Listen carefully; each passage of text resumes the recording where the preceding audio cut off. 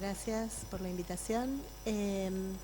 La verdad que el reemplazo valvular pulmonar percutáneo es un gran avance, evitando la reesternotomía a estos pacientes. La verdad que es excelente. Y yo quiero preguntarles a ambos. Yo soy cardióloga infantil, por lo tanto esto es otro mundo. Nosotros tenemos algunos requisitos desde la cardiología infantil, no le podemos poner una válvula de estas a un niño muy pequeño. Pero quiero preguntarles, en la experiencia de ustedes, en la casuística, Luis, que tienen ustedes también, ¿qué complicaciones han tenido del uso de la válvula percutánea a corto, mediano y bueno, no muy largo porque recién se está empezando la experiencia, ¿no? Pero a lo mejor en el mundo, a largo plazo, por ejemplo, incidencia de endocarditis o de alguna complicación más a largo plazo, ¿no? Bueno, la complicación que por ahí más vi hasta ahora es endocarditis infecciosa.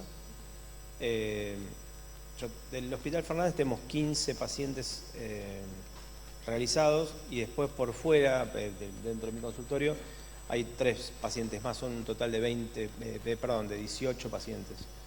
Y de esos tenemos una endocarditis en una paciente que por suerte se trató con antibióticos, anduvo muy bien, está en evaluación, la seguimos en evaluación, que no fue un falot, fue justamente una transposición de grandes vasos con un homoinjerto.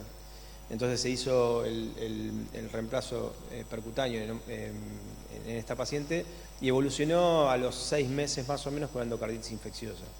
Se trató con antibióticos, estuvo internada y anduvo muy bien.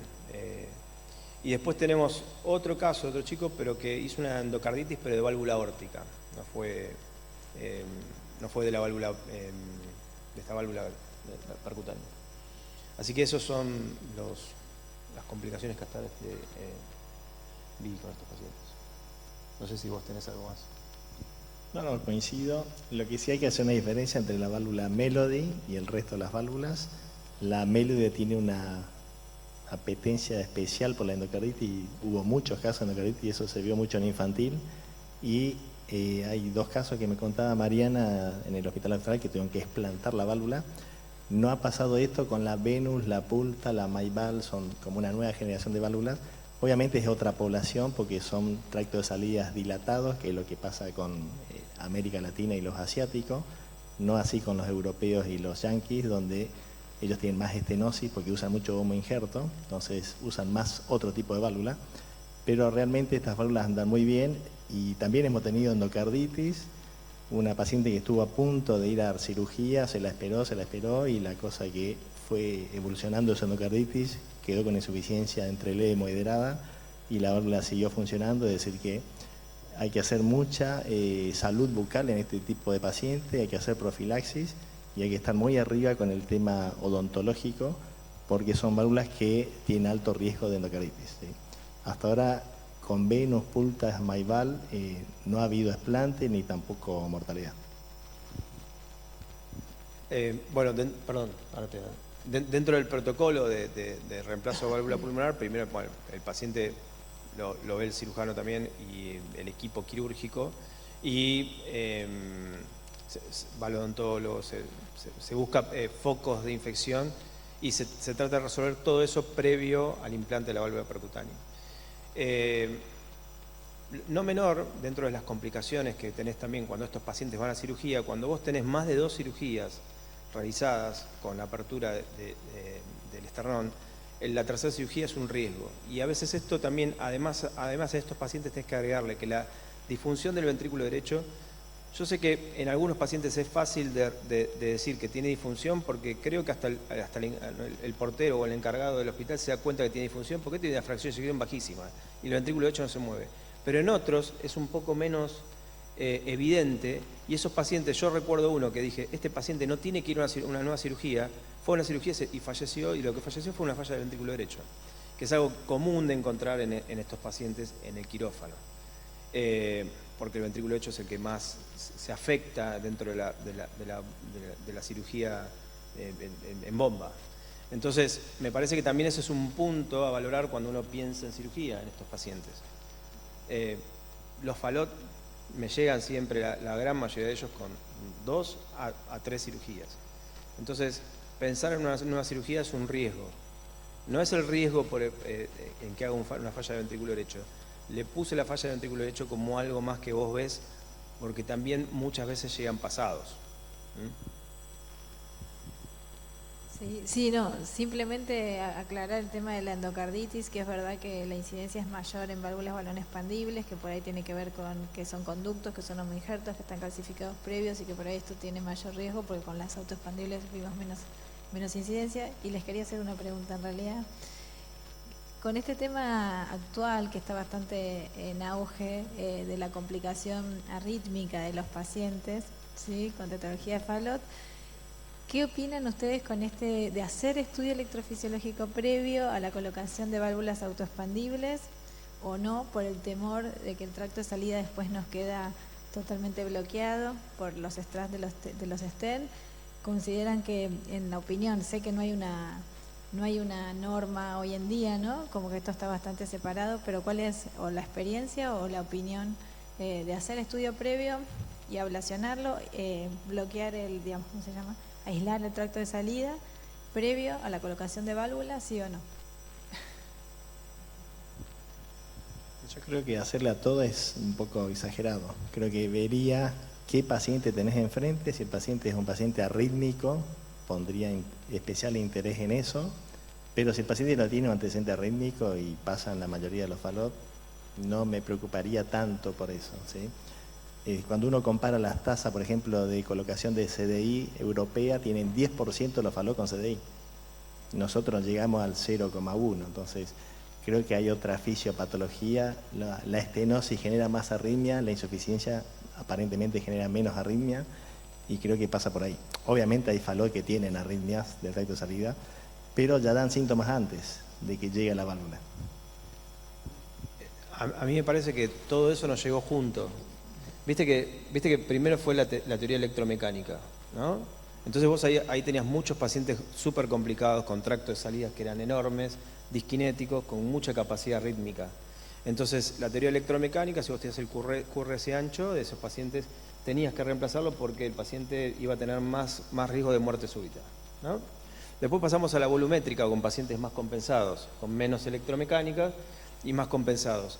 Entonces ahí, cuando hacíamos el reemplazo valvular pulmonar, pensando en el volumen, después vimos que las complicaciones en esa población tienen que ver justamente con las arritmias, que es lo que decís vos. O sea, con el riesgo de muerte súbita, el reemplazo valvular pulmonar no lo cambia. Entonces, ahora, por eso yo digo, no sé si el volumen es algo correcto.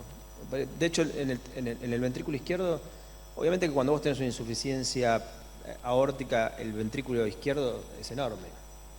¿Está? O sea, el volumen va a estar. Pero también la función es lo que vos seguís. ¿Qué es lo que pasa? Vos no podés ver tanto la fibrosis en el ventrículo derecho como en el ventrículo izquierdo. Es más fácil verla en el ventrículo izquierdo que en el ventrículo derecho y pronosticar a qué paciente le puede ir peor. Me parece que en el ventrículo derecho no podemos hacer eso. Creo que, como dijo Claudio, me parece que lo que siempre hicimos en Fallot, independientemente del paradigma de Fallot en el que estuviésemos, es el seguimiento siempre de la misma manera. Electro, Holter, ergometrías, o sea, todo ese seguimiento que hacemos, que a veces parece que es muchísimo en el Fallot, nos hace pensar en qué paciente está mal. Y en el paciente que está mal, obviamente iría a la electrofisiología antes, eso sí. Es que no he tenido ninguno que tenga un Holter cuando yo digo, bueno, tiene taquicardia ventricular o tiene algo que me haga pensar. No. Nosotros tenemos 2 con CDI, pero que a mi criterio estuvieron mal indicados.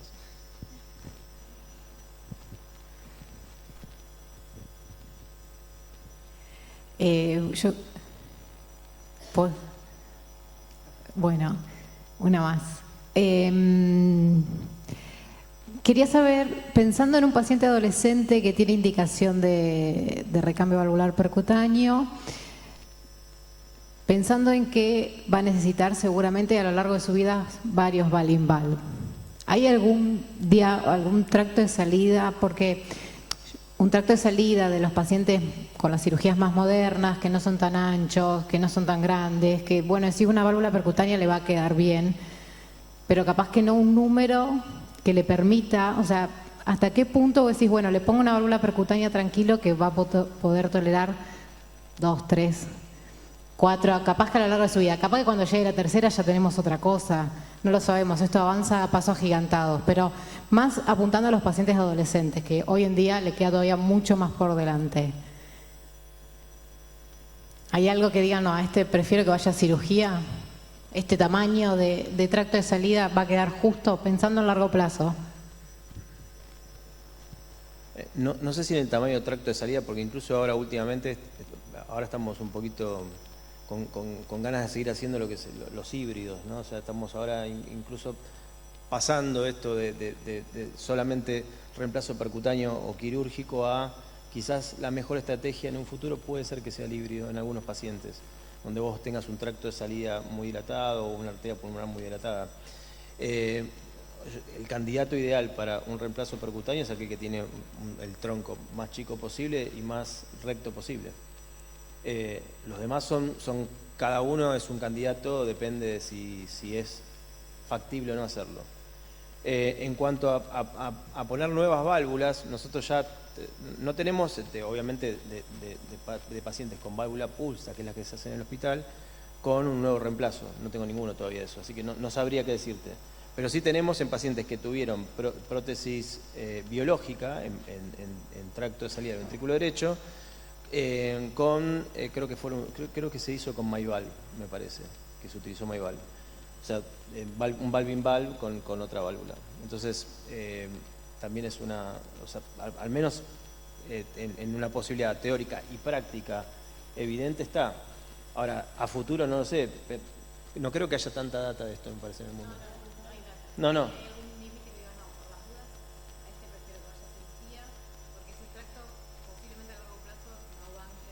Un tracto disquinético sería el que podría cirugía, por ejemplo, no sé, me parece. Digo, sospecho que hay pacientes que son más candidatos a cirugía porque quizás tenga que hacer una plástica también o algo, porque por ahí le cambié la válvula, pero el ventrículo derecho queda como una palangana igual, no sé.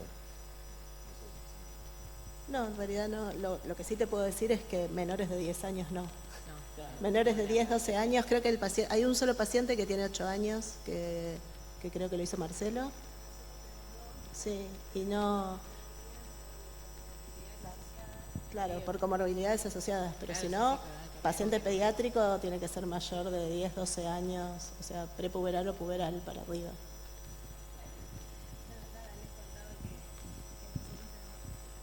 Tenemos 2 pacientes hechos en menores, uno tenía 5 años y el otro menor de 30 kilos, no me acuerdo bien la edad, pero por ahí, que en realidad fueron híbridos hechos. Que en realidad eso se hizo porque los pacientes tenían una morbilidad asociada para la cirugía muy alta, entonces para evitar la circulación extracorpórea. Pero fueron casos muy puntuales, en realidad, y fueron híbridos por el tema de vía abordaje, porque eran muy pequeños.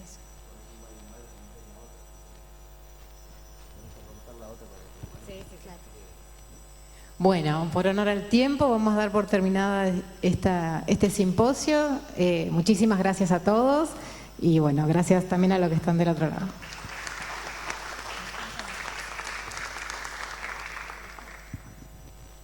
Y ahora vamos a...